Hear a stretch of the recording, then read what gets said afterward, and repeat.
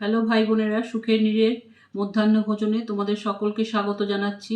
আশা করি তোমরা সবাই ভালো আছো, আমিও ভালো আছি। তো আজকে মধ্যাহ্ন ভোজনের রান্নাটা একটু দেখে নাও। পুঁই শাক, ইলিশ মাছের মুড়ো দিয়ে পুঁই শাক হয়েছে, দুটো ইলিশ মাছের মুড়ো দিয়েছি এতে, ঠিক আছে।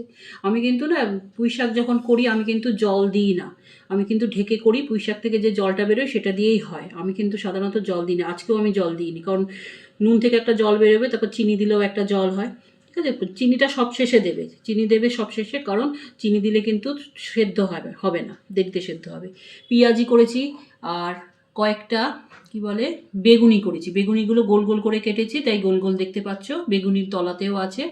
আসলে বেগুনিটা করেছি কিন্তু বেশি বেসনটা হয়ে গেছিলো বলে আবার কটা পেঁয়াজি করেছি।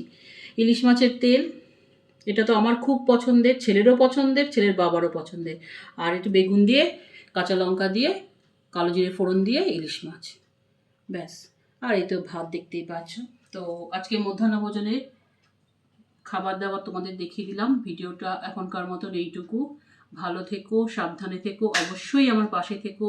আমার সকল সাবস্ক্রাইবারদের অন্তর থেকে ভালোবাসা জানাচ্ছি। তোমরা সাবস্ক্রাইব করে আমাকে এগোতে সাহায্য করো। তোমরা ছাড়া আমি শূন্য। যে কোনো সাবস্ক্রাইবার ছাড়া যে কোনো ইউটিউবার জিরো, তাদের কোনো ভ্যালু নেই, ঠিক আছে। তো এখনকার মতন ভিডিওটি রাখো।